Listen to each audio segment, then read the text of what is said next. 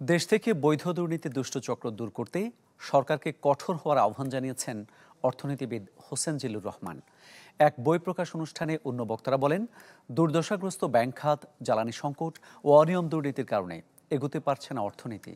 অর্থ উপদেষ্টা জানান, সুশাসনের ঘাটতি না থাকলে ফলাফল আরও ভালো হতে পারত। আওয়ামী আমলের অপশাসন, দুর্নীতি ও লুটপাটে বিপর্যস্ত এক অর্থনৈতিক বাস্তবতার মুখে দায়িত্ব নেয় অন্তর্বর্তী সরকার, যা থেকে উত্তরণে আসে একের পর এক উদ্যোগ। জ্বালানি উপদেষ্টার লেখা বই প্রকাশ অনুষ্ঠানে সার্বিক অবস্থা তুলে ধরে বক্তারা বলেন, এখনও বড় সংকট ব্যবসায় উচ্চ ব্যয়, দুর্দশাগ্রস্ত ব্যাংক খাত ও জ্বালানির অভাব।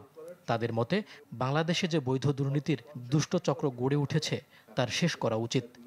দুর্নীতি তো আমরা ভাবি অবৈধ, কিন্তু বাংলাদেশ ইনোভেশনের আরেকটা করেছে বৈধ দুর্নীতি।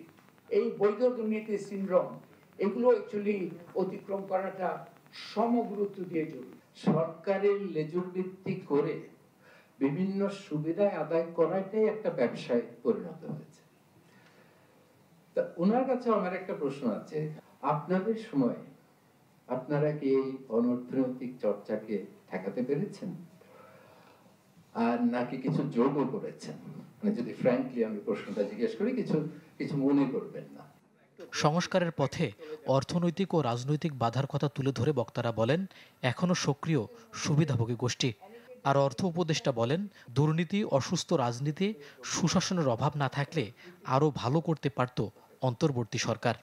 করাপশন যদি না থাকতো, স্বজনপ্রীতি যদি না থাকতো, ল্যাক অফ গভর্নেন্স যদি না থাকতো, রাজনীতি আরো সুস্থ রাজনীতি হতো, আমরা আরো বেটার করতে পারতাম, আমরা দ্রুত এগিয়ে দিতে পারতাম। এ সময় জ্বালানি উপদেষ্টা বলেন, নানা কারণে নাগরিক প্রত্যাশা পূরণ করতে পারেনি সরকার। আগের চেয়ে কম দামে এলএনজি আমদানি করা যাচ্ছে উল্লেখ করে বলেন, এই খাতে সর্বোচ্চ স্বচ্ছতা আনতে কাজ করছে সরকার।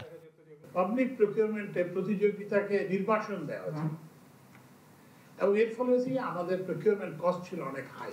আমরা আগে এলএনজি আমদানি করতাম $16, এখন আমরা এটা উন্মুক্ত করে দিয়েছি, এখন আমরা $11 থেকে $12 করি। এ সময় নির্ধারিত সময়ে নির্বাচনের উপরও গুরুত্ব দেন বক্তারা। মইনুল হাসান, চ্যানেল 24, ঢাকা।